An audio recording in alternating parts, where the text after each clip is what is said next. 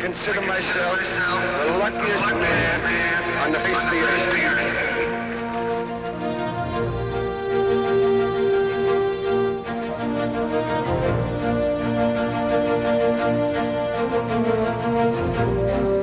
Here comes the pitch. Strike three.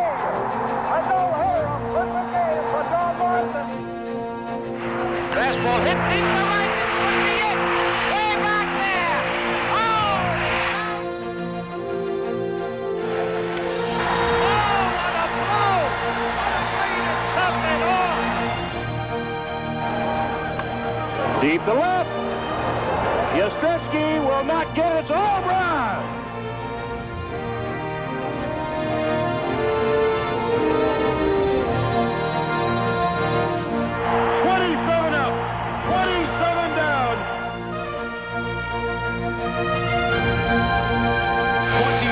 Time in franchise history, they are the world champions.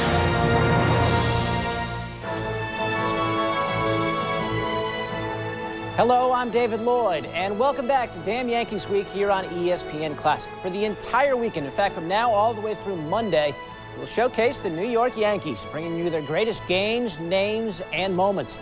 And if that's not enough, be sure to tune in Monday through Friday at 8 Eastern and Pacific as we continue to celebrate 100 years of this great franchise. Our wall-to-wall Yankee coverage now continues with Game 1 of the 1998 World Series.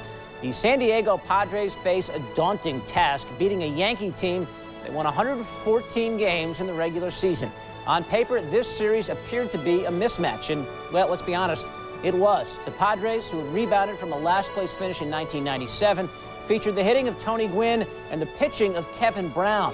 But the Yankees were potent from top to bottom. Their usual number 9 hitter in the lineup, Scott Brocious, drove in 98 runs. Brown and David Wells were the starting pitchers in this one. Let's head out to Yankee Stadium for Game 1 of the 1998 World Series as Damn Yankees Week continues. It was one of baseball's greatest seasons ever. A home run chase for the ages. And a legend who finally took a rest. There was a perfect game, a one-game playoff, and of course, a Yankee team comparable to the best ever. New York rolled into the American League Championship Series with their confidence high. Early mistakes led to unexpected losses, but the mighty bats and tough-minded hurlers eventually led them to resounding victories. Now, if they can win the World Series for 1998, they will go down in baseball history. Their opponents, the San Diego Padres, won their championship series with great pitching and high emotion, pitching that outshone vaunted rivals. They now return to the World Series for the first time in 14 years. For some, this might be the one last chance at a championship. For all of baseball, it is the crowning moment of a glorious season.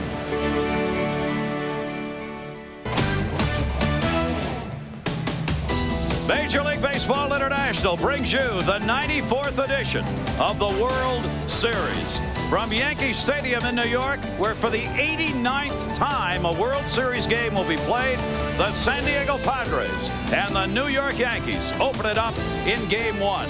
And there will, of course, be a packed house with Yankee fans who believe this is the best team on the planet, maybe ever.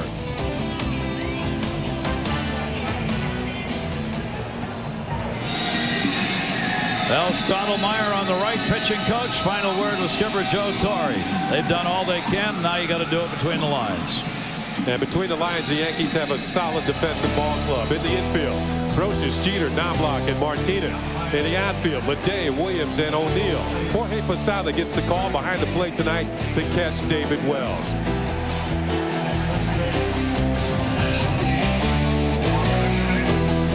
I'm going to check out some of the outfielders for the Yankees. Bernie Williams is highlighted in center field. Bernie covers a lot of ground, and Bernie won a Gold Glove. Ricky Leday has capabilities of playing center field, has that type of speed, but he's going to cover a lot of ground in left field. I think that's one thing that's going to benefit the Yankees here in tonight's ball game. They have speed in the two outfield positions where you really need it, in left field and in center. Interesting. left fielders tonight. Vaughn, the offensive advantage over Leday if you go position by position. Rich Garcia, the veteran, working on plate tonight of the American League. Mark Hirschbeck, Dale Scott, Dana DeMuth, Tim Cheetah, and Jerry Crawford, the umpires, 3 from each league. And the 94th edition of Major League Baseball's World Series set to go as David Wells will throw the first pitch here in Game 1. Gilvio Veras leads it off. And up high, ball 1. Veras led the Padres in steals with 24. He's the guy you want to keep off base. Look at all the flash bulbs going off as they capture the first pitch of the World Series here in 1998. Wanting to get the memory. Gilvio Veras has good, decent speed on the base pass. Takes that pitch up high. Unlike the Yankees, who like to get their table setters on to score runs, San Diego's more inclined to get their middlemen on and have them produce the RBIs. Their runs and their RBIs both come from the middle part of the order. David Wells gets a called strike. 2 ball, 1 strike count. Veras can be a patient hitter, but he also strikes out quite a bit. He walked 84 times. That's the most of any player in this World Series, which is somewhat unusual. 279 off left-handers during the year, and he chases a high fastball. That's what San Diego doesn't want to do against Wells. 2-2. Well, it's a lot different hitting 3 balls and 1 strike as the 2-2, and Veras helps out Wells on this pitch. He chases the high fastball. The Yankee hitters as a group probably a lot more patient than are the San Diego hitters. 2-2 delivery. Veras fouls it back, holds the count. Nothing but fastballs so far by David Wells to Gilvio Veras. I think Wells, one of the best at getting the first out of an inning. Very rarely will walk the first man in the game, although he did it in the division series, but followed that with no more walks and 9 strikeouts against the Texas Rangers. 2 ball, 2 strike count on Veras. Fans want an early strikeout. And it goes full, 3 balls and 2 strikes. Remember, David Wells led the American League with only 1.9 walks per 9 innings, a total of 29 during the regular season in 214 innings. Amazing number. 3-2 delivery. Gilvio Veras fights it off again, and Veras has already had a quality at bat. 7 pitches so far he's forced David Wells to throw to start this game. Well, unusually David Wells has been high with a couple pitches, but you got to expect that he might be pumped up a bit, that adrenaline's flowing, and he's having a little problem getting that fastball into the strike zone. He'll go 3-2 again on Gilvio Veras. Veras 2 for 3 against Wells, and the only 3 times he's faced him in his career.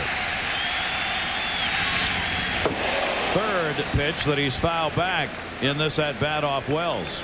Wells just trying to overpower him there. Well, he's probably seen it. He's tuned in on the fastball. That's all he has seen in this at bat. And watch this swing. This is befitting of a great Vaughn, a number 3 or a number 4 hitter. Looked like he was trying to leave the Bronx with 1 swing of the bat. They're sitting just 205 in the postseason for the Padres. 3-2 again. And he draws a walk. So Gilvio Veras picks up a leadoff walk and forced 9 pitches in the at-bat.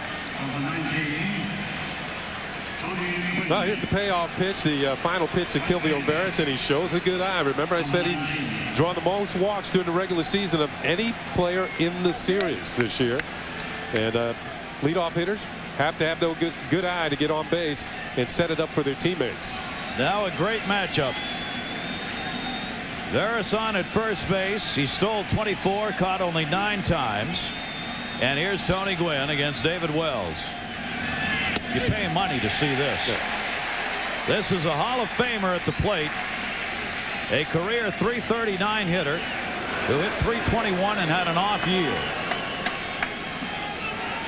Tony Gwynn will take the ball to all fields. A very tough hitter against left-handers. Veras a pretty good lead at first base with Tino Martinez holding. And that will draw the throw.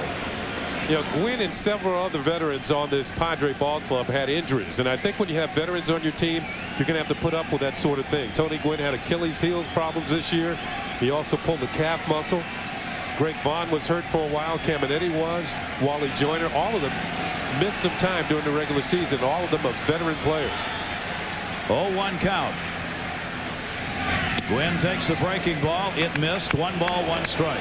Tony Gwynn, a career .323 hitter off left-handers, and that's exactly what he hit off left-handers this year. And it's not unusual to have those kind of numbers surrounding Tony Gwynn. He is one of the most consistent hitters in Major League Baseball history, and the most difficult Major League hitter to strike out. Veras goes 1-1, hit and run, perfectly played. Veras takes a big turn, will go back to second. Jeter had gone over to cover, probably wouldn't have had a play anyway, but Tony Gwynn put it right through the shortstop hole with Kelvio Veras running. Gary, as you mentioned, Tony Gwynn, very tough to strike out, and that's why managers like Bruce Bochy, if they had a Tony Gwynn on their ball club, would not be afraid to send a runner. This is a tough pitch, but Tony will go out, hit it the other way through the vacated hole. Derek Jeter went over to cover second base. Ricky Leday got to the ball quickly, and that held Veras at second. There goes the runner. There's a pitch perfectly lined into left field by Tony Gwynn for the hit. Veras thinking about third, but Leday with his speed got to the ball quickly. And the Padres have runners at first and second with nobody out. Joe Torre says the most dangerous man is at the plate against the Yankees, and that's the power of Greg Vaughn. With that kind of cut, he set a club record with 50 home runs, a career high 119 RBIs, as he finished 10th in RBIs in the National League. He carried this team for 2.5 months at the middle of the year when everybody was hurt and nobody was hitting. It was Greg Vaughn who got it done. 2 on, nobody out. Vaughn, strike 2, Wells on the inside corner. Well, the Yankees were in the midst of a trade for Greg Vaughn last year. He underwent a physical, and they said he had a bad shoulder. They canceled the deal. The Yankees were going to send Mariano Duncan and Kenny Rogers to San Diego for Greg Vaughn. Greg Vaughn came back this year and hit 50 home runs. 0-2 count. 2 on for the Padres in the first inning. And Vaughn takes the pitch inside. Wells taking him off the plate a bit. 1 ball, 2 strikes. He actually had his bags packed, Kenny. Yep, he was ready to go. He was ready to go to New York when his wife called him at a stopover at an airport and said, honey, you didn't pass the physical. He said, I'm coming home. And he said sometimes things happen for the best. He's originally from California. He's happy he stayed. 1 ball, 2 strike count. They're holding close at second. There goes Veras to third. Ground ball towards second. Knoblauch. There's 1. Relay. They turn 2. Chuck Knoblauch was shaded to second base, holding Kelvio Veras, the runner. Ball came right to him. Big double play for the Yankees. Now he's talking it over with Derek Jeter as to what happened on that play. Now Knoblauch saw the runner go and then started towards second base, and the ball was hit right to him. All he had to do was step on the bag, throw to first for the double play, and now there's 2 outs and a man remaining at third. So when the first runner started, Veras started towards third base. Knoblauch, thinking Gwynn would be coming to, moved towards second, and the ball came to him. That's a huge early double play in this series. San Diego threatening. Now there are 2 down and a runner on at third as Kelvio Veras was running on the pitch. And here's Ken Caminetti. Another piece of the power puzzle for San Diego. Ken Caminetti. He can drive the ball in the postseason. He's hit only .222 with 1 home run.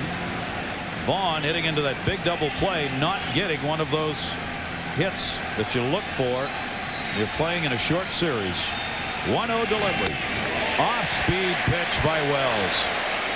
Good changeup had Caminetti out front and evened up the count of the ball on a strike. Wells is starting to dip into his bag of tricks. He went hard stuff with Kelvio Veras. Went to a breaking ball with Tony Gwynn. Fastballs and a cutter to Greg Vaughn, and now a changeup to Ken Caminetti to even the count. Runner at third, but there are 2 down. 1-1. Swung on it, missed, down and away. 0-1-2.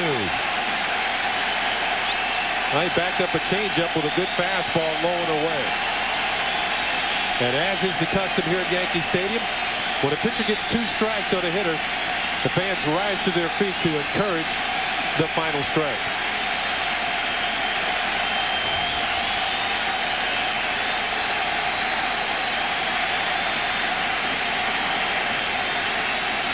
Caminiti 0 for 3, the only times he's faced Wells.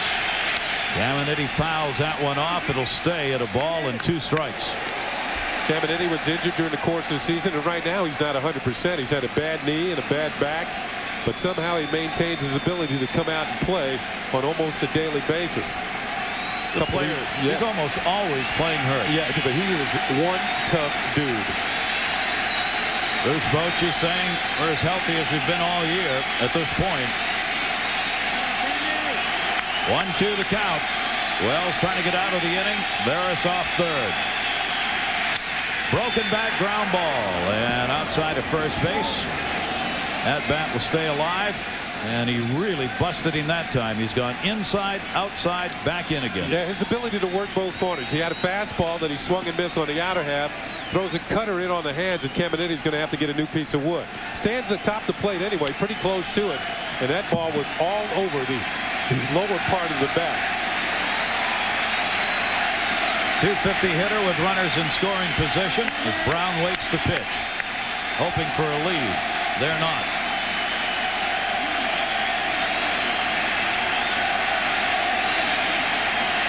Gilville Veras. Brocious moves in on him at third, so he backs up. 1-2 the count. Struck him out. Breaking ball. And a big inning for Wells. First 2 were on. San Diego unable to score, leaving a runner on at third base. Yankees coming up.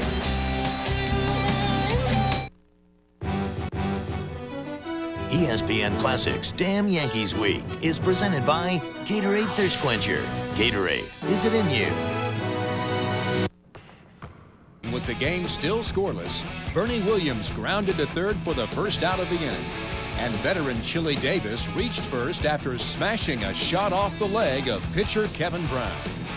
With just 1 out, Tino Martinez drew a walk to put runners on first and second for New York. The second out occurred after Scott Brocious struck out, chasing a bad pitch. Jorge Posada drew a walk to load the bases, and then the Yankees broke the scoreless deadlock when Ricky Leday doubled just fair in the right field corner, scoring Davis and Martinez.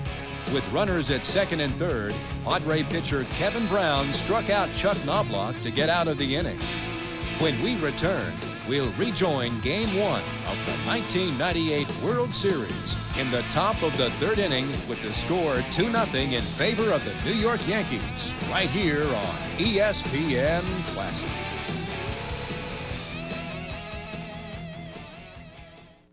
ESPN Motion, capturing sports as it should. Kevin Brown, who talks to nobody when he's pitching. Gomez leads it off against David Wells. 2-0 lead for the Yankees. Down low for a ball. Chris Gomez, the shortstop, 27-year-old, 10 points higher than his career average with that 267 mark. There is a mismatch in the Yankee favor, position by position. This may be the real one at shortstop. Some question whether or not he would be their starter this year, how long he'd last. No question about that for Derek Jeter. Yeah, Derek, hitter, better fielder. Yeah, an all-star shortstop for the Yankees, and Chris Gomez will make the plays at short. He's not spectacular. He can't make the plays in the hole like we saw Jeter make at the opening of the show, or jumping in the air and throwing a runner out at first base. But Chris Gomez, pretty steady, will make most of the plays. Hitting 194 in the postseason. You'll be followed by the top of the order, Gilville Veras, and then Tony Gwynn. David Wells, 1 walk, 2 strikeouts, and a 2-0 lead to work with. Gomez again out in front, fouls it off, scattering the troops in the San Diego dugout. That's Arky Sinfraco, who had to get out of the way of that one. Utility infielder, can play the outfield.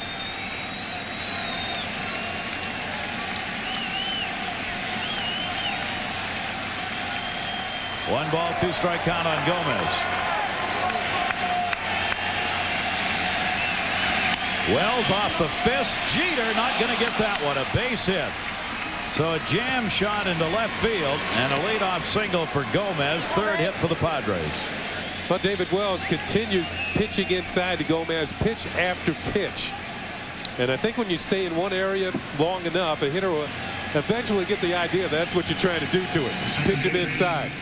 Now Jeter, watch the leap and the athletic ability. Quick steps to the right, then up in the air. Not quite. It's a base hit for Chris Gomez in the left field. Now the leadoff batter, Kelvio Veras. David Wells will keep an eye at first base on Gomez. And the pitch inside, just missing the jersey. You see Brocious at third, drawn in. Came in on the grass even on the pitch. Martinez already in at first, holding the base runner. Padres did not steal a lot of bases. And as Bruce Bochy told Ken and I before tonight's game, we don't have a lot of team speed.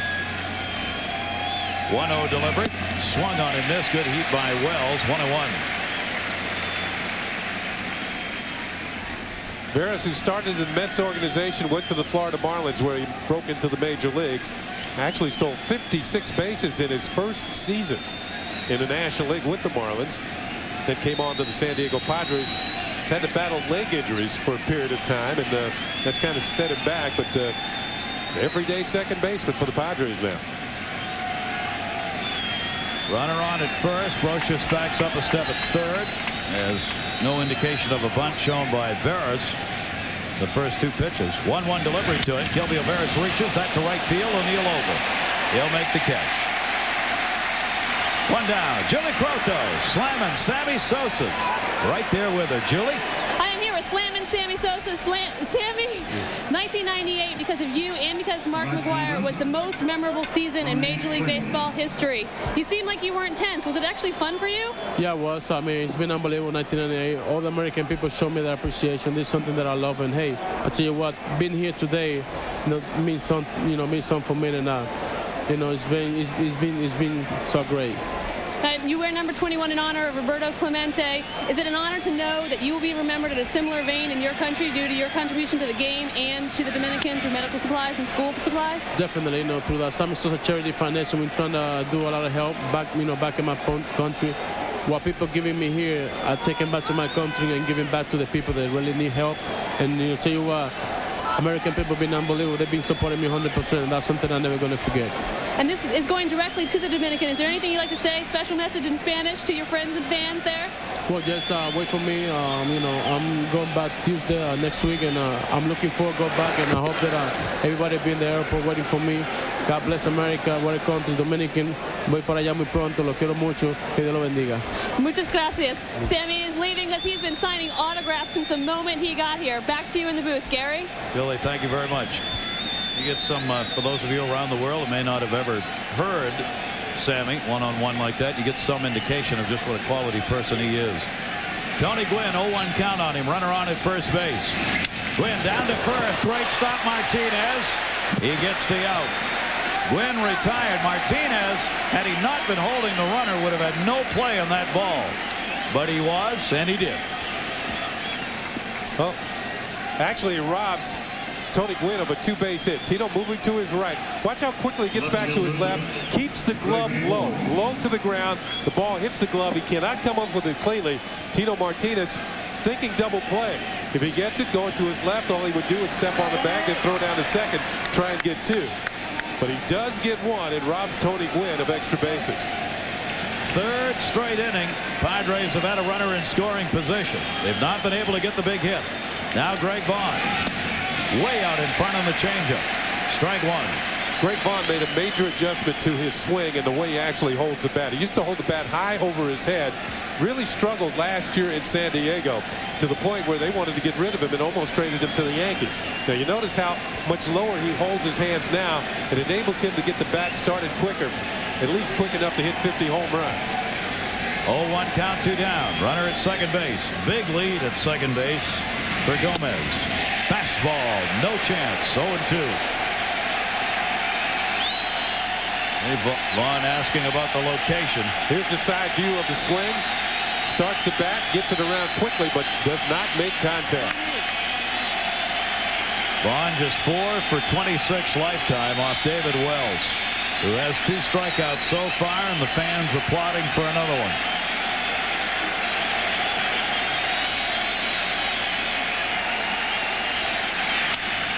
Drilled it but fouled. Hung that one up, but way out in front of it, Vaughn. Greg Vaughn, a cousin of Mo Vaughn of the Boston Red Sox. How about that for a home run hitting family? Greg hit 50, Mo hit 40. That's some Yahoo in the bat in the Vaughn family. Little concern about where that last pitch was. Boston Red Sox. Yeah, no both sides. No both sides. No. 0-2 count. Vaughn trying to get a run in from second base. Gomez will get a huge jump if Vaughn can deliver a base hit, as the Yankees are not trying to hold him close to the bag. One reason being Vaughn hits the ball so hard that they want their infielders to be able to stay back. Jeter and Knoblauch in the middle. See how far back Jeter is, almost on the outfield grass. Knoblauch is on the outfield grass at second base. Wells with a 2-strike pitch. Hit in the air to right center field. Bernie Williams, Vaughn way back, and goodbye home run. He had 50 during the regular season. It is his second in the postseason, and one swing of the bat has tied this game up at 2. Joe Torre was right, Ken. He's the one who'll beat us. Yeah, he's got tremendous power, and I don't think Joe Torre, I didn't think he hit the ball that well, but it just carried and carried and carried. It came on an 0-2 pitch. A definite mistake by David Wells. You don't want to give up a home run when you're that far ahead on the count. David Wells, who gave up 22 home runs to right-handers in the regular season, 7 to left-handers, but most of them solo shots, gives up a 2-run homer here. Well, let's take a look and see the location of the pitch. He wanted to go away, and it was kind of away. He thrown a changeup away and a fastball away previously in the bat. This time, Greg Vaughn catches up to it, and the Padres have their first 2 runs and have tied this game. Wells came into this with a 1.90 postseason earned run average. Greg Vaughn, one swing of the bat gets over that number, and a big 2-out hit.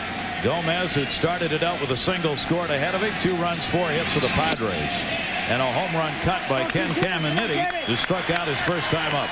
Here's a look on Greg Vaughn's face. He thinks he got enough of it. See, this is a strange ballpark for him. He's not really sure if that had the distance. Clapped his hands when he saw it disappear over the fence. Caminiti swings and misses. Tag him out. Strikeout number 3 for David Wells. But the San Diego Padres come back and tie this game up. Wells and Brown have given up 4 runs between them in 2+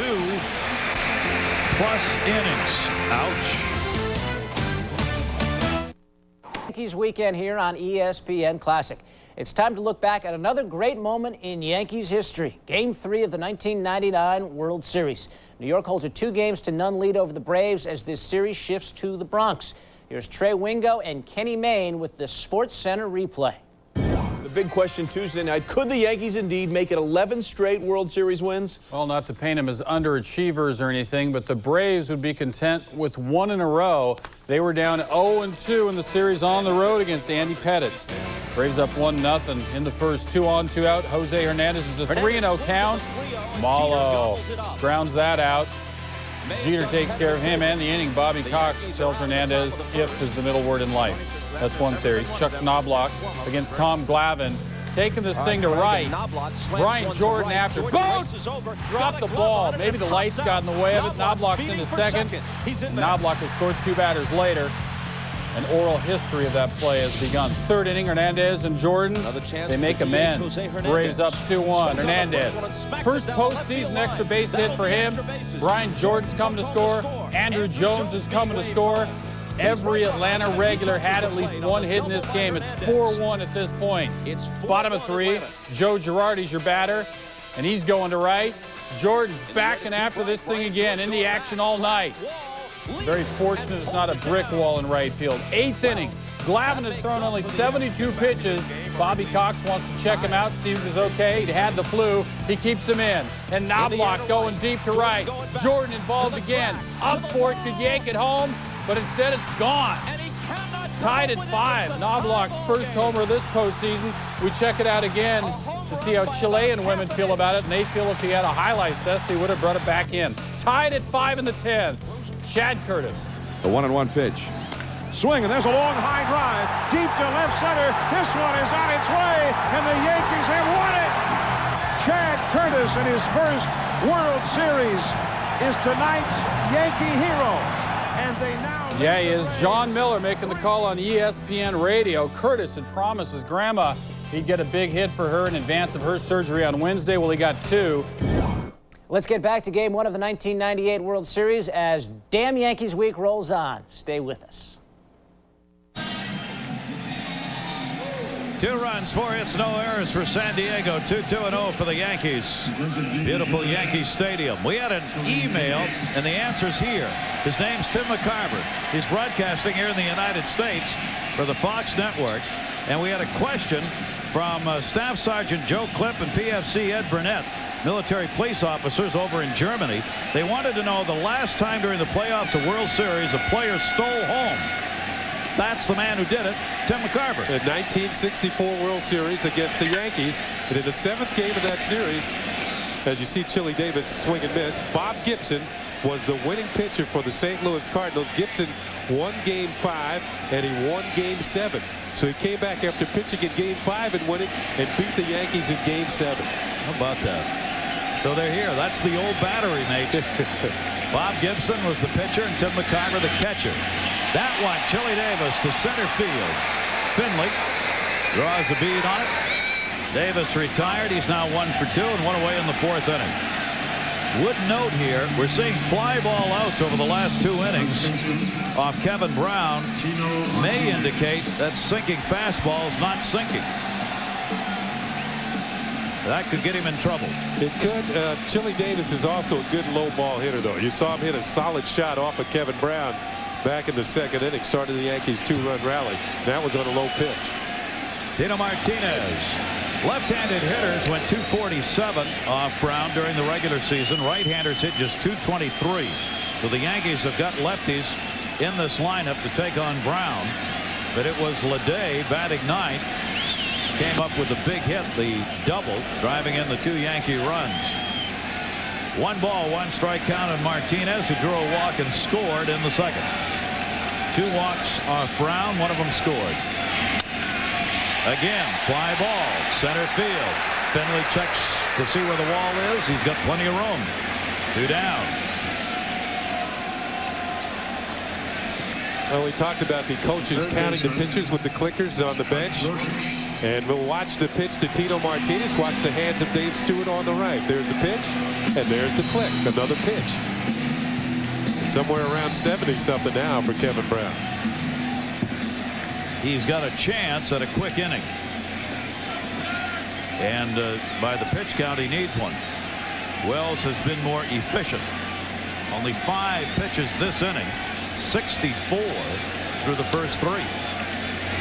Scott Brocious fouls the pitch off for a strike. He struck out his first time up. There's another look at Dave Stewart. American League Championship Series most valuable player in 1990 with Oakland and 1993 with Toronto. But 4 World Series starts not so good. 0-3 and a high earned run average. And the breaking ball misses down low. 1 ball, 1 strike count on Brocious. In other words, he can help get you there, but he might not be able to help finish it off. 10 for 31 in the postseason for Brocious. Kevin Brown with a fastball. Down low, 2 ball, 1 strike count. 2 walks, 3 strikeouts so far for Brown. Bruce Bochy, his club won 98 games. And then had to battle as underdogs to get to the World Series. And Brocious continues with a hot bat. Finley over. Great cutoff. Going to second, Brocious. Throw in time. He is out. The Gold Glover in center field, Steve Finley, made a great pickup to cut that off and got the ball in plenty of time to get Brocious at second base. Game remains tied 2-2.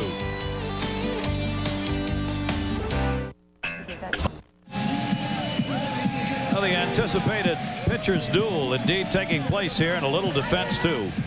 Well, Steve Finley kind of bobbles the ball, but look at the throw that he makes. Now, we told you he's an excellent center fielder. The throw is right on the money.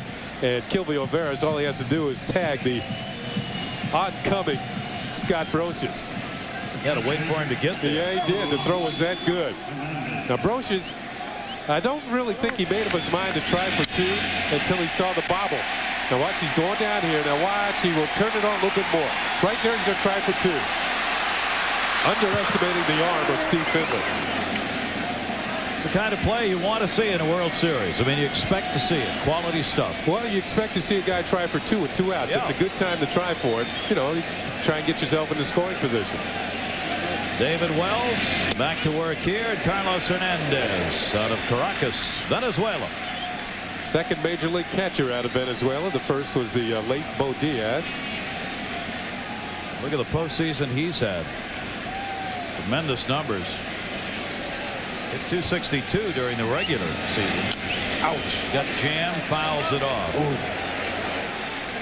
Every time I see one of those, I get a flashback to Dave Steve. Only time I ever went on a disabled list in my career. In 15 years, fouled the ball off my foot and broke it.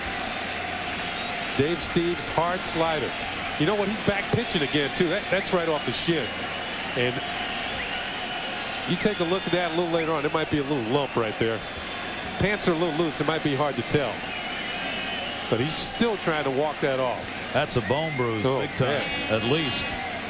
You don't see a ball hit that high up on a hitter's leg very often. As you said, Kenny, usually it's down your ankle, your foot, toe. He fouled that one off the inside of his knee, it looked like, or off the shin. Now all he's got to do is catch the rest of the game. At least he'll have a shin guard on, though. That's right. 31-year-old in his second season with the San Diego Padres. .252 career hitter. Comes right back. Fly ball left field. Got a pretty good cut. Probably just as happy to get back to the bench. Hauled in by Leday in left field. He didn't miss that one by much, though. He looks at David Wells on the way by and just missed a shot at a home run. Shortstop, Chris Gomez. NHK, part of the international coverage here at Yankee Stadium each year. We see more and more countries on hand. There are 6 of them. Singapore is represented here for this broadcast. Swung on and missed on the changeup to Gomez. Televisa, Mexico on hand. And Venezuela, too. There's Dean. Dean Yuan, from Taiwan, Right there. And you notice a young guy in that crowd there? That was Vinny Castillo of the Colorado Rockies, who was working on the broadcast back to Mexico. Maybe get Vinny to wave it right again here. There, close in on Vinny. That's not Vinny, no. There's Vinny. Vinny Castillo. Great third baseman for the Colorado Rockies. Welcome to the broadcast business for the moment. And the breaking ball is in for a strike. 1 ball, 2 strike count. Yeah, the fans in Colorado will want him on the field in spring training. Yeah. Chris Gomez. 1 down, 1-2 count. Gomez singled and scored ahead of Vaughn on the home run in the 3rd inning. Wells has 4 strikeouts. Hard inside pitch, 2 balls and 2 strikes. David Wells went 11-1 here at Yankee Stadium during the regular season. Very tough, almost impossible to beat him here at home. 5th best ERA in the league. And of course, he is from San Diego. He cheered for San Diego when he was growing up in the National League and the Yankees in the American. Popped up to short. Jeter's there. 1 shortstop to another. 2 down. Derek Jeter, the glue of the Yankee infield. He catches the pop-up from Gomez. A lot of people feel that the Yankees do have another captain, the next captain after Don Mattingly. Mattingly retired a couple of years ago. That Derek Jeter will become the next New York Yankee captain. And a long line of great players going back to Lou Gehrig. Does he want it? I would think so. It'd be a tremendous honor when you think of Lou Gehrig and Don Mattingly. Oh, it's a great honor. Some players just don't want to carry that around with them. would prefer to just play and not have that. I would think he would want it. The Thurman Munson? Yeah. Yeah. And a lot of fans in New York who wear that number. Kelby O'Veras, leadoff batter, drew a walk and flied out in his 2 plate appearances so far. Ball game tied 2-2 as these 2 pitchers continue at it. Many think, and I am one of them, that this game is crucial. I know it's only the first game, but this is a big game, more so for San Diego than the Yankees. I think it sets a tone for the rest of the series. If you can beat their #1 pitcher or win the game that he pitches in, whether he gets the decision or not, it really does something for your ball club. It tells you that we've beaten their best guy. San Diego comes in as the underdog. They want to use Kevin Brown potentially 3 times if it went 7. They want him to pitch here. They want him to pitch in game 4. And if there was a game 7, they want him to go there. So if they're going to win, he's got to win. Swung on and missed. 1 ball, 2 strike count on Kelby O'Veras. That's why I think you're right when you say it means a lot more to San Diego, because if the Yankees beat Kevin Brown, they match up a little bit better in the other games with their starting pitchers. So the Yankees would have a definite edge, as if they didn't have one already. Yeah. 1 ball, 2 strike count. 2 down, nobody on. Kelby O'Veras off the fists again, and another base hit. The flares falling here at Yankee Stadium as David Wells is making his pitch. But the Padres have been able to pick up a couple of hits on those dying quail shots over Jeter's head. Yeah, Chris Gomez got one in the 3rd inning that led to 2 runs when Greg Vaughn hit the 2-run home run. Gomez was aboard. So Wells trying to get in, up and in on Veras, and somehow he just gets enough of this pitch to get it over Derek Jeter's head and flare it into the outfield for a single and keep the inning going. You saw Wells shaking his head. That's because he's now going to face Tony Gwynn. He would much rather have Gwynn coming up with nobody on. He'd rather not face him at all, like most pitchers. Throw over to first and Veras back. Yeah, Tony Gwynn, an 8-time batting champion. And the last remaining Padre from that 1984 club that went to the World Series. Tony was in his 2nd year that year. Now realizes how difficult it is to get back to a World Series, much less win it. And Gwynn rockets one deep to right field, way back. Tony Gwynn, goodbye home run off the upper deck facade. And the bloop single by Kelby O'Veras kept the inning alive. And Tony Gwynn, the future Hall of Famer, makes Wells pay for it. And the Padres have a 4-2 lead. They've had 2 two-out, 2-run homers. Well, over the years, Tony Gwynn has not been thought of as really a home run hitter. But the last few years, he started to load up a little bit more, maybe looking for a pitch and going for the home run. And with 2 outs, he's always had to quit bat. And he gets through this pitch and drives it towards the upper deck in right field and picks up the 2-out, 2-run homer. And as Gary said, it's been a bloop and then a blast. That's what they've done here in the postseason. That one drilled deep to left field by Vaughn. Will it stay fair? Goodbye, home run. Back-to-back homers on back-to-back pitches. Tony Gwynn had just gotten in the dugout when that one was launched deep to left field, and the Padres have a 5-2 lead. 2 home runs in the ball game for the 50 home run man who almost was a Yankee.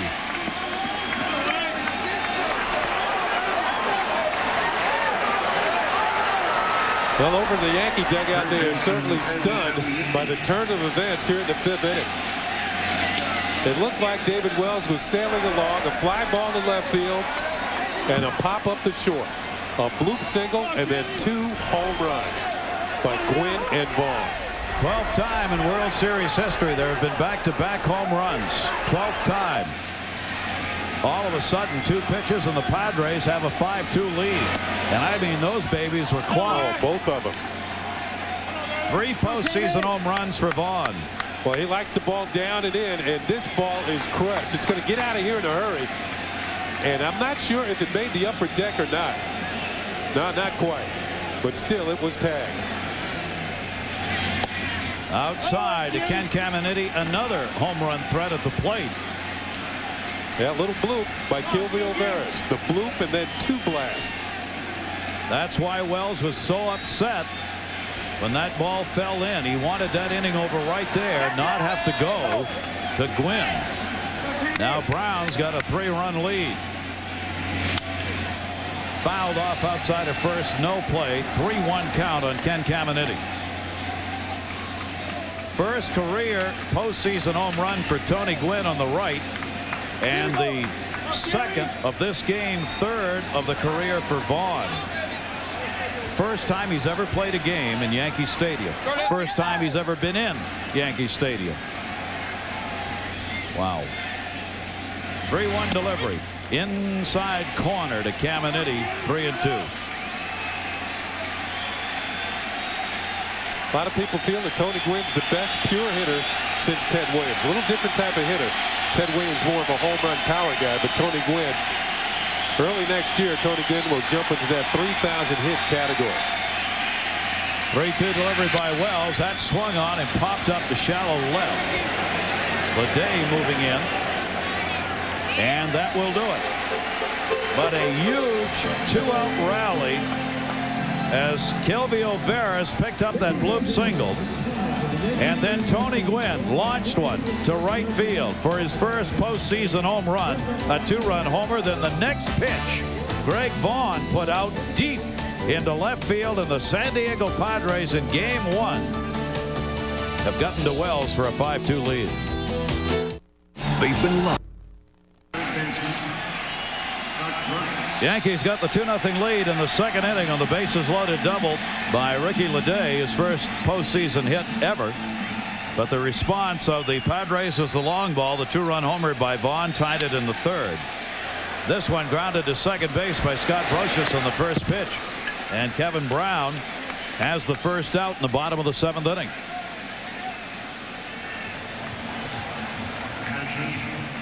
So Brown has responded since getting the lead in this game by giving the Yankees virtually nothing. The back-to-back homers by Gwynn and Vaughn in the 5th put San Diego up. Dave Stewart has had the bullpen up and down just in case Brown runs into trouble, but now he's taking them to the 7th inning, and they're getting close to where they won't worry about going to the bullpen at all.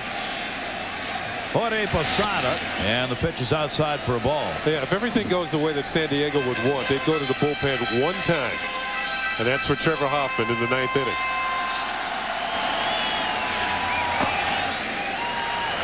Donnie Wall is a precautionary warm-up, and a line drive base hit by Posada. Gwynn will play it back in. Posada 1 for 2 and a walk. We mentioned at the top of the broadcast how the bottom part of the order has been doing it for the Yankees. Well, they're doing it again and again for the 4th time. Dave Stewart, the pitching coach of the Padres, goes to the phone. Here's Posada with the base hit. That pitch kind of stayed up. Jorge's a good low ball hitter anyway. So a solid line drive base hit. And the Yankees have a man on with 1 out. Donnie Wall is up because Kevin Brown is over the 100 pitch mark.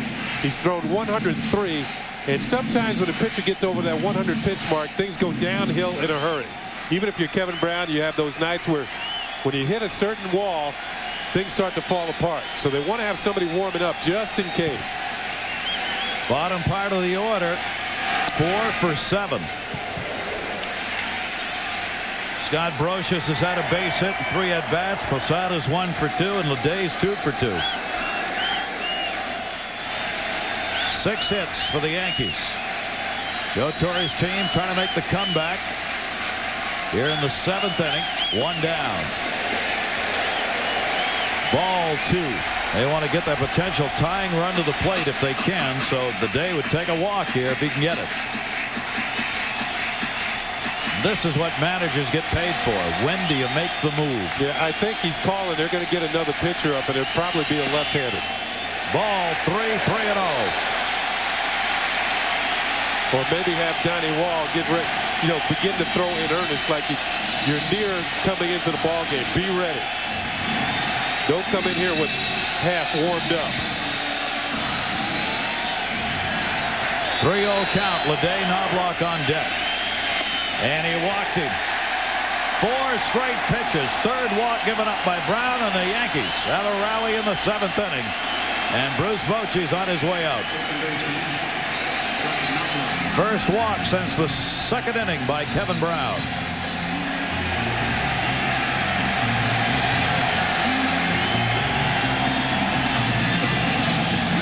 And as we said, this is where San Diego is suspect. Middle relief. Kevin Brown, the 18-game winner, will leave. Still could be the winning pitcher in this game. Donnie Wall out of the bullpen.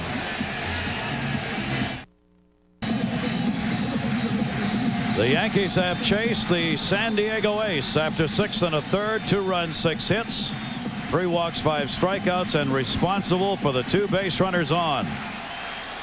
As veteran Donnie Wall, 31-year-old right-hander, comes on for the Padres in a pivotal point in Game 1. Ballpark starting to liven up a bit here. They see the Yankees mounting a threat here in the 7th inning. Career high 46 appearances, recalled from AAA middle of April. Had a great finish. The last 30 appearances, he was almost unhittable. Throws a decent fastball, and that pitch, a hard biting curveball in the dirt. That time, ball 1. A good stop by Hernandez to hold the runners in place. Hernandez, not only do you have to get the glove in position, you have to get your body in position. Blocks it with the chest protector. Ball falls in front of him. No advance of the base runners. Knoblauch with 2 on. Knoblauch is 3 for 3 against Donnie Wall. 1-0 delivery, almost hit him in the head. 2-0.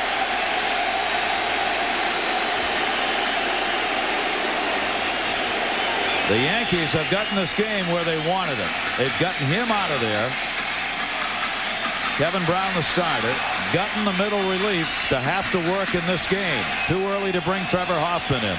So Torre's Yankees are where they want it to be. If you're going to be behind at this point, you want the bullpen working, not the starter. 2-0 delivered to Knoblauch. Left field. Deep. Near the wall. Way back. It is gone! Goodbye home run! Chuck Knoblauch has tied the game at 5.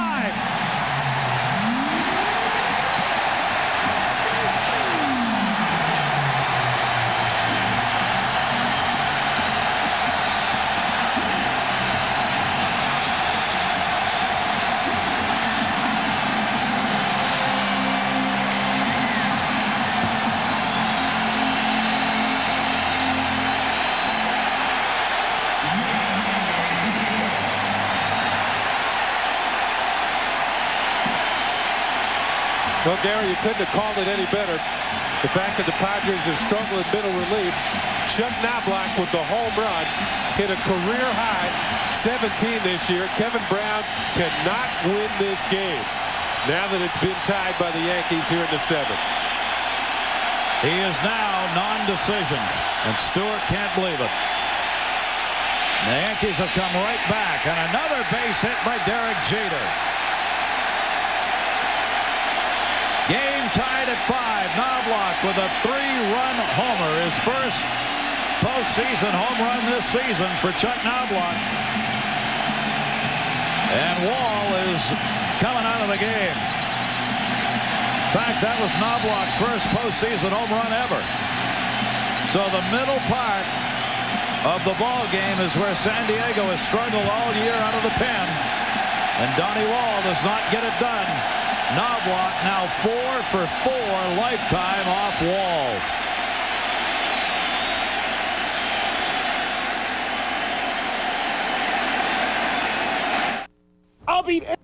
Welcome back to Damn Yankees Week. On September 25th, 1998, the Yankees were chasing history. Just 1 win shy of breaking their tie with the 1954 Cleveland Indians for the American League record for most victories in a regular season. Here's Reese Davis with the SportsCenter replay of win number 112. Nothing against the AL, but when it comes to tradition, the Yankees believe they're in a league of their own. The Yankees set a new club record with their 111th win last night, breaking the old mark held by the immortal Murderers Row Club of 1927. But the win left New York 1 short of sole possession of the American League record, now shared with the 54 Indians. And after last night's game, Joe Torre said the AL record wouldn't mean as much as this one. Yankees in Tampa Bay, even so, still going after number 112, bottom one. No score. Derek Jeter at the plate. Smokes one into left field. That'll be the double. It's the second Yankee shortstop with 200 hits in the season. Holy cow, the other one was the scooter. Two batters later, Bernie Williams, who's fighting for the AL batting title, knocks a run in, 2 for 2 on the night, also walked a couple of times. Yankees up 1-0. Bottom three, 4-1 Yanks. Scott Brosius. Man, how good has this guy been? Knocks in Strawberry and Posada. RBIs 97-98 for Brosius. Yankees cruising 6-1. Top 9 now, same score, 2 outs. Mariano Rivera looking to put his team in the record books. Aaron Ledesma, sit on it, Potsy. Yankees win. Number 112, just another day at the office. An incredible season for Derek Jeter and the Yankees. 6-1 is the final in this one. The D-Rays have now lost 9 of 10 meetings with New York. The Yanks completed the season with a then AL record 114 wins. See that juggernaut in action as Game 1 of the 1998 World Series continues. Now we're going to see the veteran Mark Langston come out of the bullpen, a left-hander who has been a starter most of his career.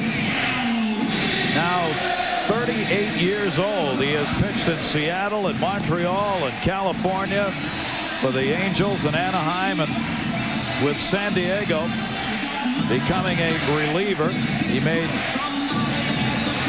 game starts as well as working out of the bullpen. Mark Langston in the early part of his career is one of the best strikeout pitchers in baseball. His fastball is not what it once was. In fact, his first season in the major leagues, 1984, with the Seattle Mariners, Mark Langston led the league in strikeouts with 204 and went on 2 other times to lead the American League in strikeouts. So they bring Langston on with a left-hander. Paul O'Neill up with a runner at first and only 1 away. Man, left-handed batters hit 360 off Langston.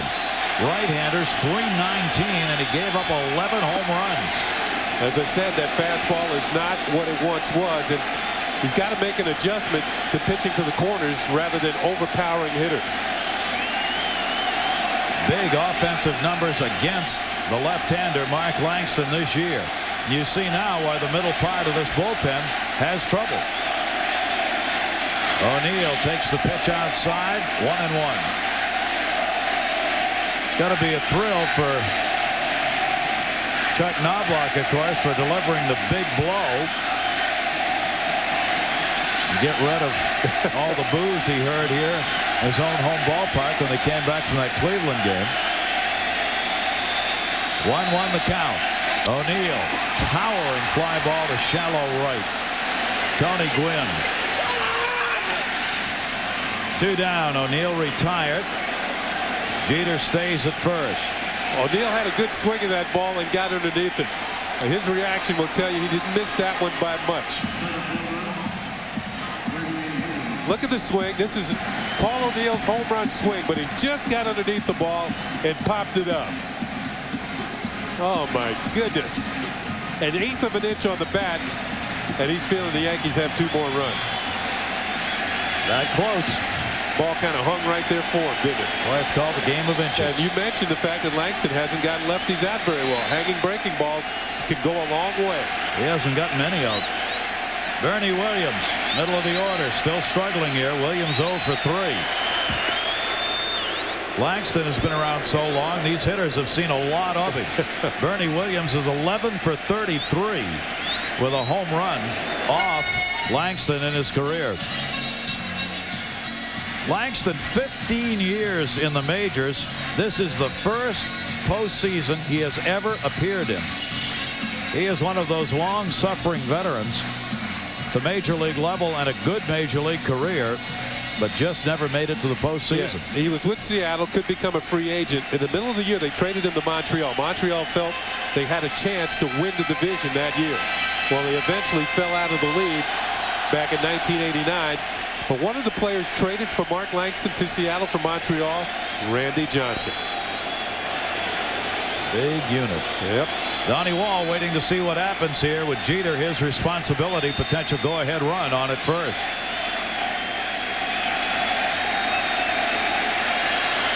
Jeter, not a big lead, not going. Not going to take the bat out of Williams' hand, and a strike called. 0-1 count, 2 down. San Diego Padres, one swing of the bat, 3-run lead disappeared. Now the Yankees trying to jump on top here in the bottom half of the 7th inning.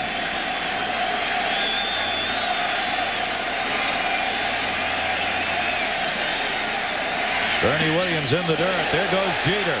Throw down will be a one-hopper, not in time. Carlos Hernandez had to fight that one just to keep it in front of him. Didn't have a chance on a wild pitch. Yeah, that was a very wild pitch from Langston. Enables the Yankees to get a runner into scoring position. Good reaction by Jeter on the bases. This ball actually doesn't get that far away. Kind of bounds. He has to recover. Jeter with the speed, the reactions. He's off and running. Hernandez slipped on the throw and still got it down there pretty good. Threw off balance. Jeter's in at second. Looked like a cricket pitcher on that one. 1 ball, 1 strike count. Now the potential go-ahead runs at second base as you look through Willie Randolph, and they'll give the intentional pass to Bernie Williams, who hit .350 off left-handers during the year.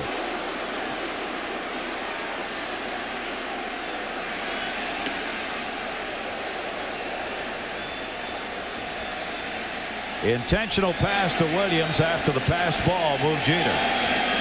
Ball 4. 2 on. Chili Davis coming up.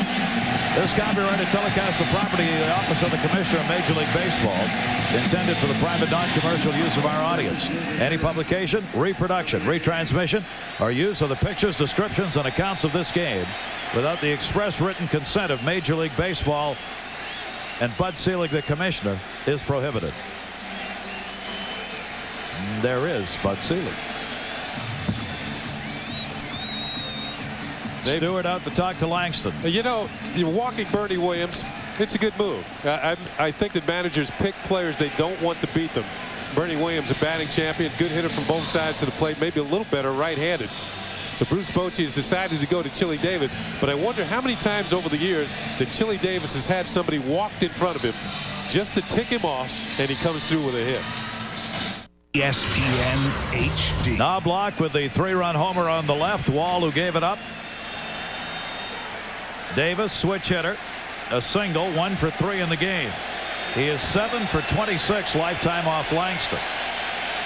This season, not a lot of opportunities from this side of the plate against left-handers, primarily because of the injury problem. He had 42 at-bats off left-handers. He hit .357, though, with 7 RBIs and 3 home runs off left-handers. Yeah, all 3 of his home runs during the regular season came batting right-handed. Taken away, ball 2, 2-0. We saw him hit a home run left-handed during the American League Championship Series. Chili Davis, over the years, one of the best switch hitters in the history of the game, over 300 home runs. And he, too, was a member of that 1991 World Championship Minnesota Twin team, along with Chuck Knoblauch. Game tied at 5, bottom of the 7th. The Yankees trying to take the lead with 2 down. The 5 San Diego runs have been scored with 2 away in this game. And until this inning, the Yankees had scored their runs with 2 down. They have mounted the rally here. Now they're trying to tack it on. 2-0 count. Foul back into the screen. 2 balls and 1 strike on Davis. Former teammates in California. Mark Langston pitched out there for the California, now Anaheim Angels. Davis played there. Had a good cut at this swing. On this swing, 2-0 pitch. Yeah, he had a good swing at it. You might notice that the Padre outfielders are playing fairly deep with Chili Davis at the plate, even though the go-ahead runs at second. And that's because on just about any base hit, Derek Jeter is going to be able to score. So they don't want anything going by them and having 2-run score and Bernie Williams at first. Off the end of the bat to even the count up. 2 balls and 2 strikes. Langston trying to work out of the inning. Jeter on at second base. Williams on at first.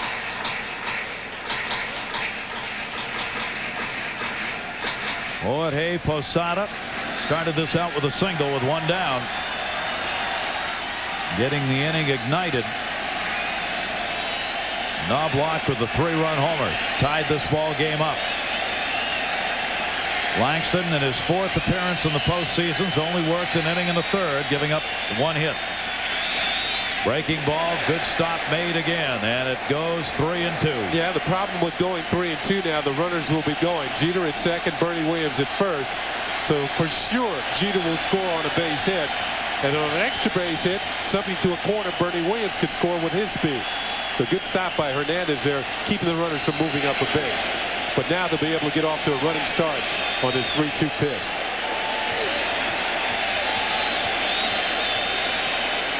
(3-2), 2 down, 5-5 the score. Game 1. 3-2 delivery. Runners go in the dirt. Bases loaded. Langston buried another one. And the Yankees have loaded him up with 2 down for Tino Martinez.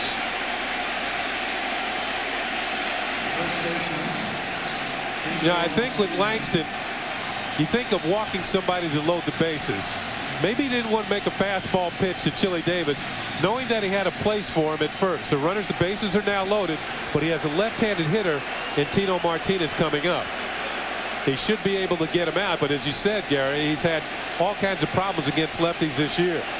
And Tino Martinez is looking for a big hit in the postseason. Here's his chance to wipe out everything that hasn't happened for him in the postseason. Right here. Bases loaded, 2 down. During the regular season, he hit .268 with 9 home runs off left-handers. He's 4 for 16 lifetime off Mark Langston. 2 away. And ball 1. If he's watching Langston pitch to the previous hitters, he will notice that he can't get his curveball over the plate. He hasn't. I don't think he's thrown 1 for a strike yet. So if you're a hitter, that means you can eliminate the curve. He'll get it over by mistake maybe, but look for the fastball. Ball 2, not close. There was a fastball, but it's ball 2. Now, as a hitter with the bases loaded, you got to make the pitcher throw you a strike. He's the one in trouble, not you. You can't be over anxious and swing at a bad pitch. You can let him really deal himself a bad hand if he walks you with the bases loaded. 2-0 count, 2 down. Martinez, strike on the outside corner. Good pitch. Good pitcher's pitch. That's something you don't want. You're looking for something centered that you can drive. Now you have to give in a little bit more as a hitter. And if he goes out there again, you might look to hit the ball the other way. The truth in baseball, you can run, but you can't hide. You got a problem on your team, it'll be found out. San Diego knew it, and it's been found out in game 1. If the starters can't get to their closer, Trevor Hoffman, then they are in that Bermuda Triangle area when they go to that middle relief. And it has cost them here in this game with Knoblauch drilling the 3-run homer. Wall, Langston, there's Wall who gave it up. Didn't get anybody out. Gave up 2 hits. Not that Dave Stewart didn't know that, but you've got to make decisions. And they felt Brown was at a point where he needed to come out. 2-2 delivery. Martinez takes it. 3-2 with the bases loaded. Yeah, they're not going to be happy with that. That was it was right down the middle of the plate. It had to be called for low. It was borderline at best. That's a pitch that Dave Stewart would want called a strike if he were pitching, and Bruce Bochy if he were catching. Now the runners get a chance to be off and running. 3-2, 2 down, bases loaded. Martinez deep to right field. It's a great postseason. A grand slam home run for Tino Martinez.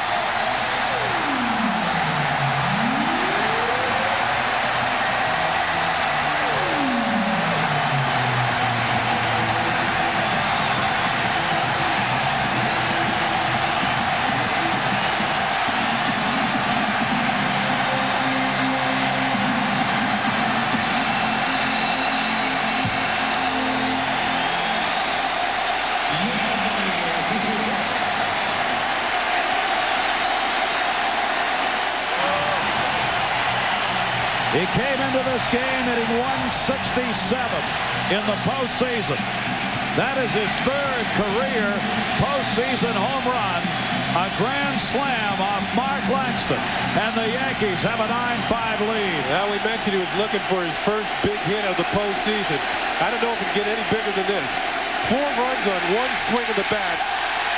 Another one. Brocious, center field. Finley able to catch up with it. The Yankees send 10 men to the plate in the 7th inning. They score 7 runs, a 3-run homer by Chuck Knoblauch, and a grand slam home run by Tino Martinez. And the Yankees go from a 5-2 deficit to a 9-5 lead.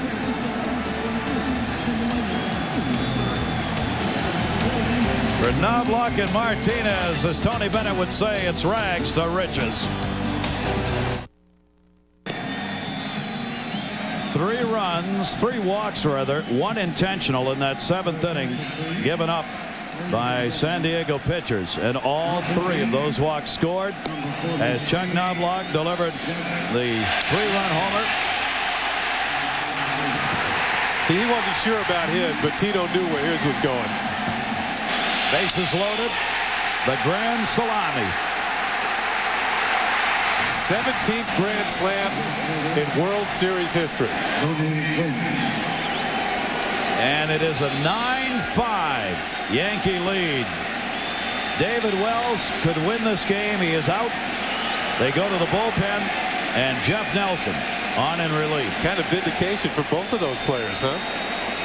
Here's Tino Martinez, who hasn't hit a lick. Nobody will know anything about that tomorrow morning with a grand slam home run. Regular season numbers for Jeff Nelson. Nelson was out for quite a while with a bad back this year.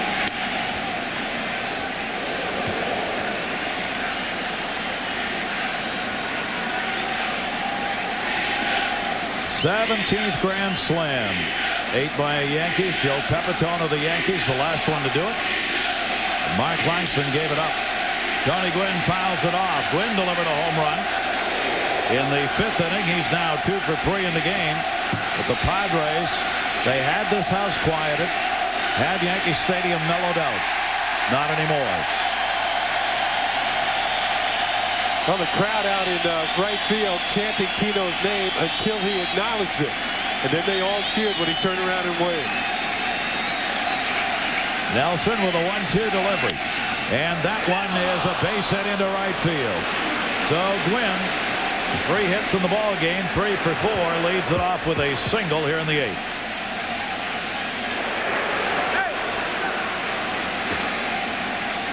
Chuck Knoblauch, well, reacted a lot more calmly to the home run that he hit than the one that Tino Martinez hit. Of course, his only tied the game. Tino put the Yankees in the lead.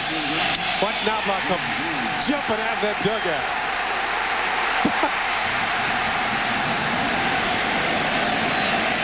But Roy Campanella used to say you have to have a lot of little boy in you to play this game. That was the little boy in Chuck Knoblauch. You know, if you talk to the Padres, though, they will remind you of that 2-2 pitch to Tino Martinez that was not called a strike.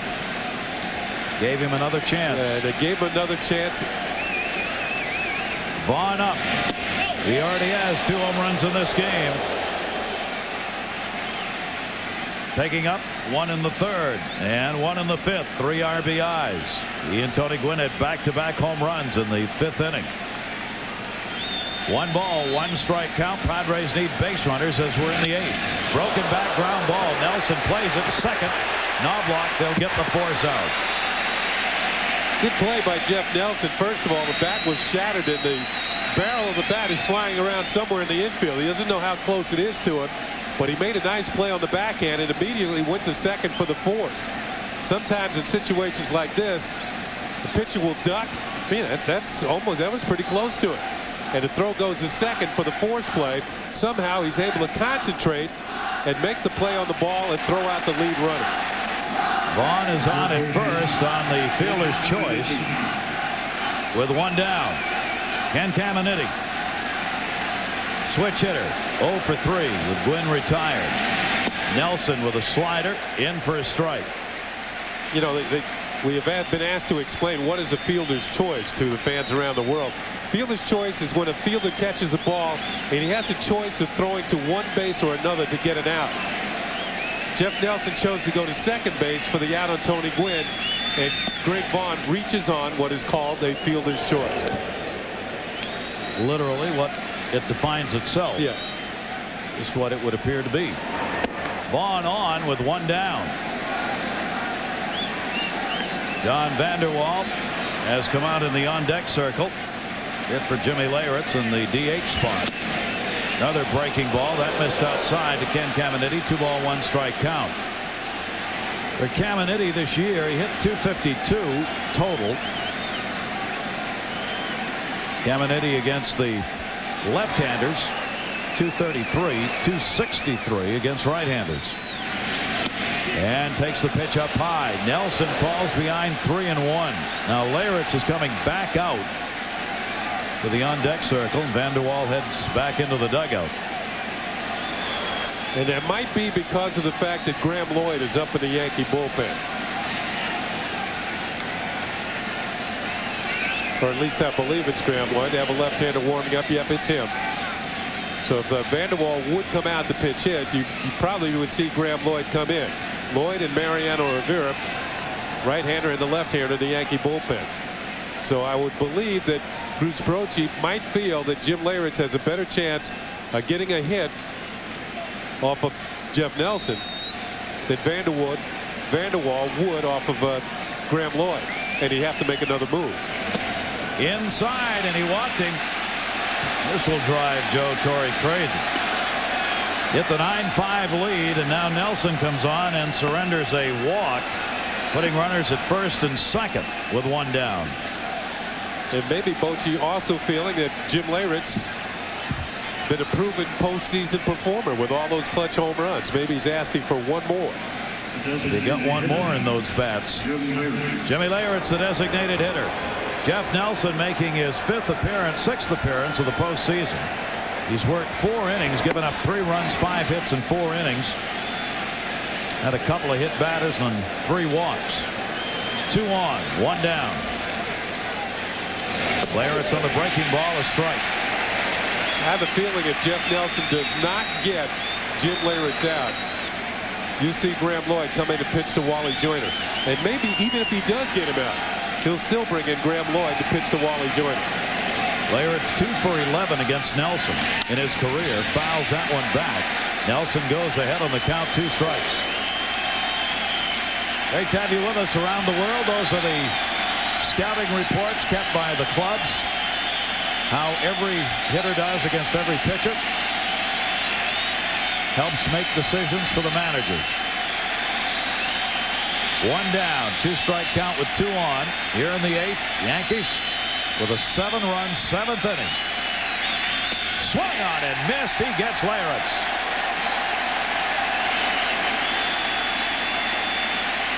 Two down.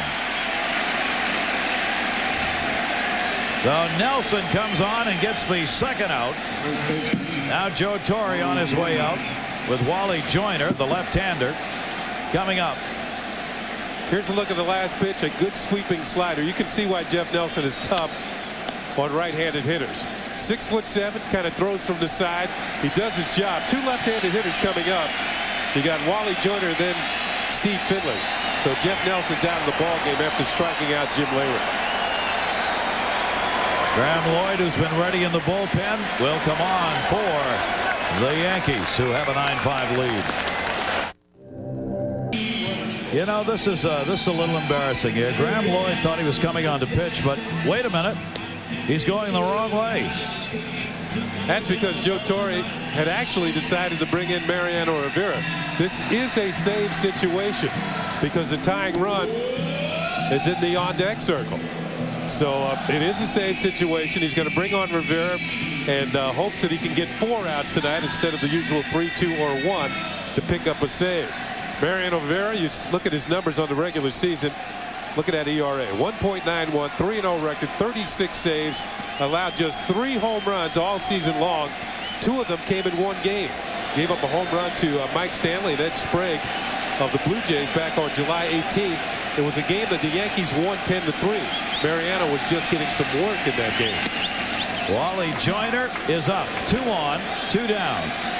And Mariano also gave up a home run to Mike Sims of the Texas Rangers But the Yankees won that game too. So he's also given up a home run to this guy in his career. Wow. 1 for 3. The only hit Joyner's ever had against him, a home run. No pickoff throw down to second base. Rivera has just been absolutely unbelievable. This is the 8th game in the postseason. 9 innings, 1 hit. The opponents are hitting .037 against Mariano Rivera in the postseason. Strike taken by Joyner, 2-1. That's one of the best fastballs in the league. Speaking of Rivera, as the San Diego Padres look on. Good cut fastball, and he's added a slider that he's broken out from time to time in the postseason. Fouled off by Joyner, evens the count up 2-2. With the numbers Rivera has put up this season, he's now appeared in 20 postseason games in his career, and Mariano Rivera has been virtually unhittable. In 30 2/3 innings, batting average against him 154. 2 runs in 30 2/3 innings of postseason work. 2-2 count, 2 down. Joyner fouls it off. And Rivera, who is 7th in saves in the American League during the regular season, has a save opportunity here in the postseason. Last time the Yankees were in the postseason, '96, of course, they won the World Series. Mariano Rivera was a setup man for John Wetland, who's now with the Texas Rangers. A lot of people wondered if he could step into the role of the premier closer. I don't think there's any doubt now. He's got 3 saves in this postseason. You see the bullpen numbers. That's the difference right now in this game 1 of the World Series. 2-2 delivered to Joyner. 3-2. So the Padres trying to mount a 2-out rally of their own here in the 8th inning. And the base runners will get a running start. Steve Finley is on deck. Vaughn on at second and Caminiti at first. Another left-handed hitter.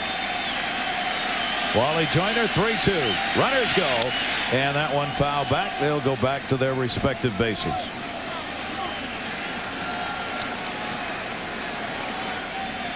So we have in this game now Donnie Wall, the pitcher of record, who gave up 2 runs, 2 hits, and no part of an inning. And David Wells, the starter, pitcher of record for the Yankees. 3 ball, 2 strike count on Joyner. Runners go, swung on, and for the 3rd time fouled off by Wally Joyner.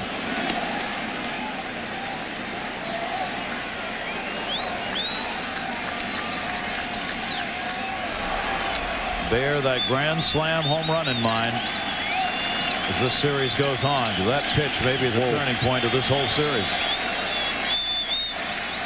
Andy Pettitte, the Yankees game 4 starter.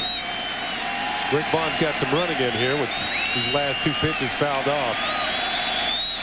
3-2 count again. Runners go.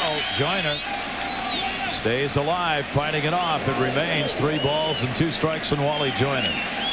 Wally Joyner hit .412 this season with runners in scoring position, 2nd best in the major leagues. When runners are out there, he had a way of getting them in. Orlando Hernandez, who will start game 2. 10th pitch in this at bat. Runners go. Ground ball to Knoblauch. He bobbled it. Everybody's safe, and a run will score. In the theater of baseball, you'd best not think it's over until Yogi's words are heard. Chuck Knoblauch with a 3-run homer. Now boots one at second base, and the inning stays alive. That looked like a routine ground ball. Let's see what happens. That looked like the ball came up, hit him in the heel of the glove, and then goes out into short right field. So a run will score, and this time he does chase the ball. But it also brings the tying run to the plate now in person of Steve Finley. Vaughn scores on the error. Finley takes the pitch down low for a ball. It is now a 6-9 game. If you're in the World Series, that's the way it ought to be. Nothing's easy. It wasn't easy to get to this point. We figured we'd have a 1-0 game with 2 great starters. Down to first, Tino Martinez on Finley, takes it to the bag. So an unearned run scored here in the 8th inning. 1 hit, 1 error, 2 left on. It's a 9-6 Yankee lead.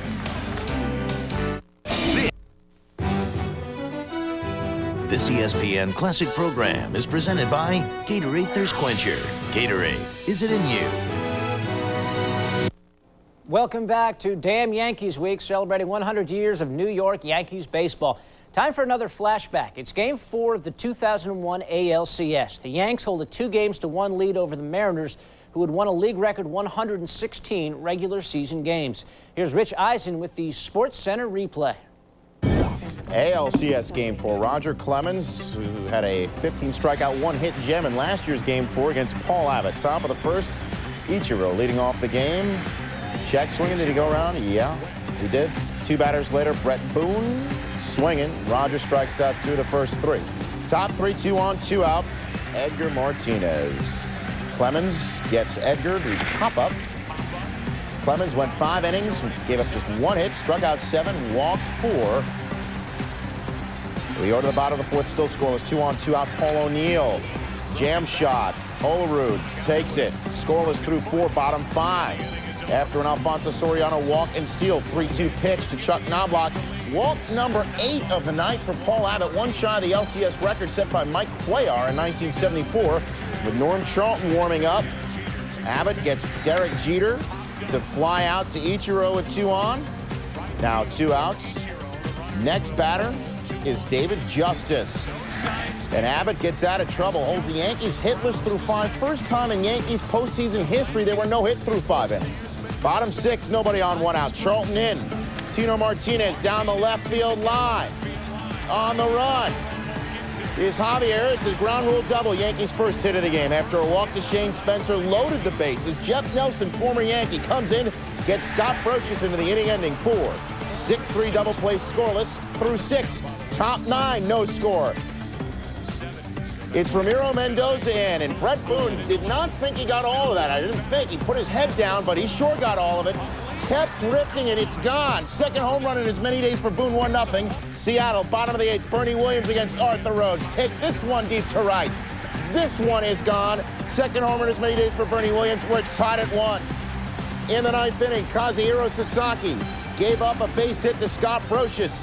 Now Alfonso Soriano stepped to the plate.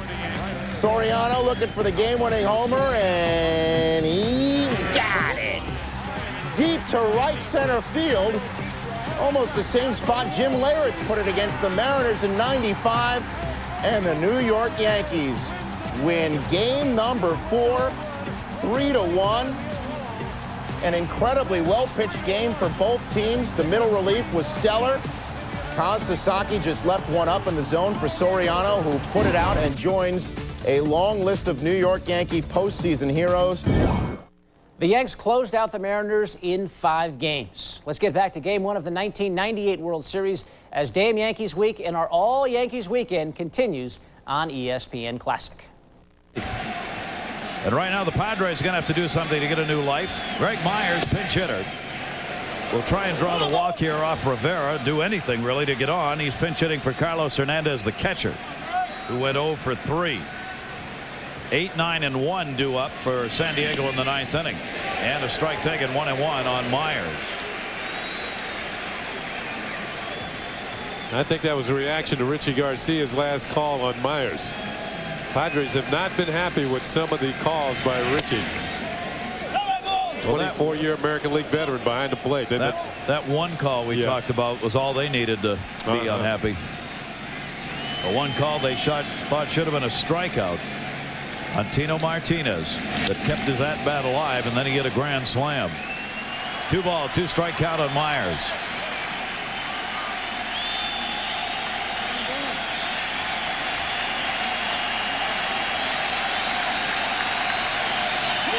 Another pinch hitter in the on-deck circle, that is John Vanderwall. Swung on and missed. Rivera strikes him out. 1 down in the 9th inning.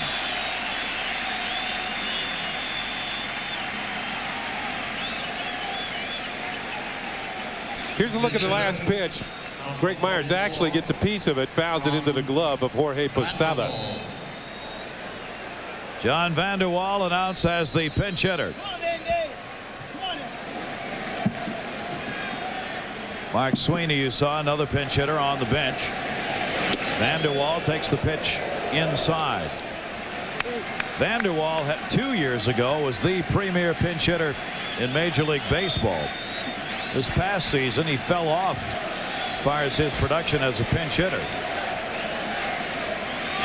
Swung on and missed. He picked up those numbers mostly as a starter. Vander Wal acquired from Colorado at the trading deadline on August 31st. 1 ball, 1 strike count. Rivera foul back, and Rivera's ahead on the count, 1-2. The cousin on the bench we mentioned earlier has not played tonight, and the way he's pitching, Ruben Rivera probably won't get the opportunity.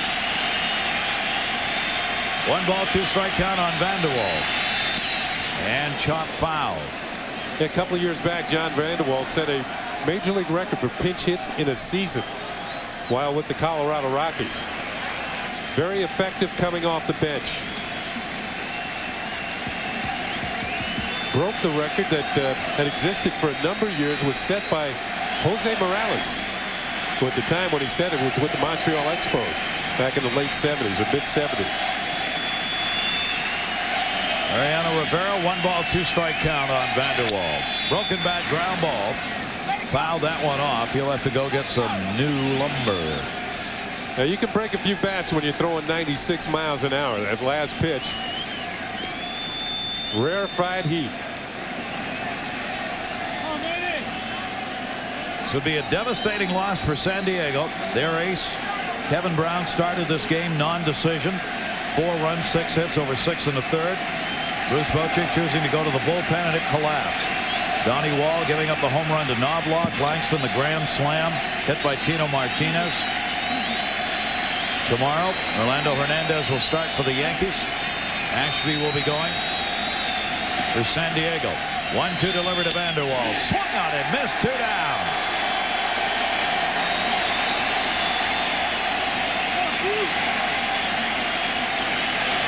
Well, Mariano Rivera's best stuff, that his fastest pitches are actually upstairs. Takes a real quick back to turn something like that around, and Vander Wal couldn't do it. He fouled off a couple, so he goes up just a little higher than the previous pitches. Vander Wal bites, but he can't connect. Looks like Mariano is trying to close this with a flourish. Doing that right now. David Wells would have his 6th consecutive postseason win.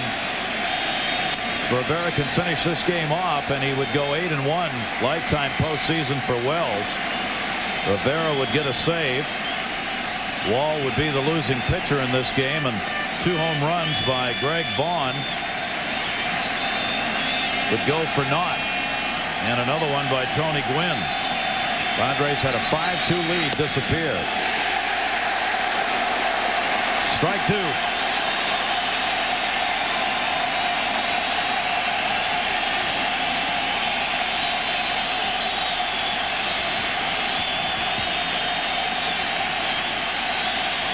Delivery. Pop that one up.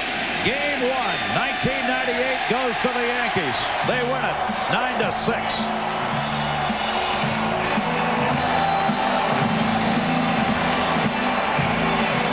Tino Martinez, Chuck Knoblauch, big home runs in the 7th inning. Rivera faced 5 batters. They didn't get one out of the infield off him.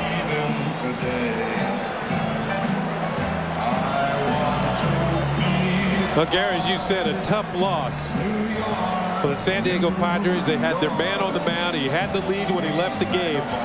The bullpen couldn't hold it. And we're going to take a look at the last out. And once again, Rivera upstairs with a pitch. Popped up by Veras. And it will settle softly into the glove of Scott Brosius. And the Yankees have a 1-0 lead in the 1998 World Series.